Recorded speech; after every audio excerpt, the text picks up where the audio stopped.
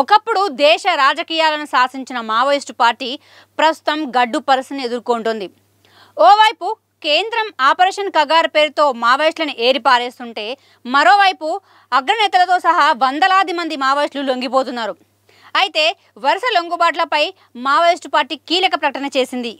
ఇటీవల తమ అనుచరులతో లొంగిపోయిన Mallojula Venugopalarao alias Sonu, Takkalapalli Vasudevarao alias Ashanna alias రూపేష్లు విప్లవ ద్రోహులుగా మారారని మావోయిస్టు పార్టీ ఆరోపించింది. వారు కేంద్ర కమిటీతో చర్చించకుండానే తమ అనుచరులతో లొంగిపోయారని మావోయిస్టు కేంద్ర కమిటీ అధికారిక ప్రతినిధి అభయ్ పేరుతో తాజాగా ఓ లేఖను విడుదల చేసింది. విప్లవ ద్రోహులుగా, పార్టీ విచ్ఛిన్నకారులు, విప్లవ ప్రతిఘాతకులుగా మారి శత్రువుకు లొంగిపోయిన మల్లోజుల ఆషన్న ముఠాను పార్టీ నుంచి బహిష్కరిస్తున్నామని స్పష్టం చేసింది.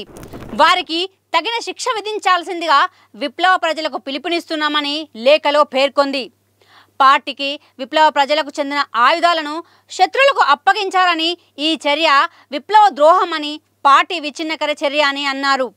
అయితే 2011 చివరి నుంచి విప్లవోద్యమం గడ్డు స్థితిని ఎదుర్కొంటూ వస్తోంది. దేశవ్యాప్తంగా విప్లవోద్యమం 2018 నాటికి కనుమరుగయ్యే స్థితికి వచ్చింది.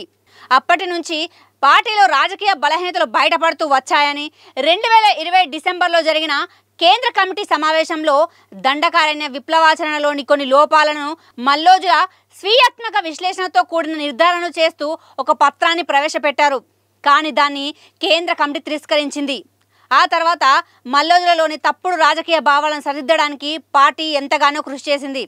2025 మేలో పార్టీ ప్రధాన కార్యదర్శి బసవరాజు మరణం తర్వాత మల్లోజులలో సైద్ధాంతిక, రాజకీయ నిర్మాణ బలహీనతలు గుణాత్మక మార్పును సంతరించుకొని శత్రు ముందు మోకరిల్లేలా చేశాయని మావోయిస్టు కేంద్ర కమిటీ అభిప్రాయపడింది. ఇక మరోవైపు పార్టీలో కీలక మిలిటరీ నేత, ఫస్ట్ బెటాలియన్ కమాండర్ హిడ్మా ఎక్కడున్నారన్న చర్చ దేశమంతటా జరుగుతోంది. హిడ్మా కనుక బతికి ఉంటే తిరిగి పార్టీలో బలం పుంజుకోవడం ఖాయమనే విశ్వాసం వ్యక్తం చేస్తున్నారు పార్టీ సానుభూతిపరులు.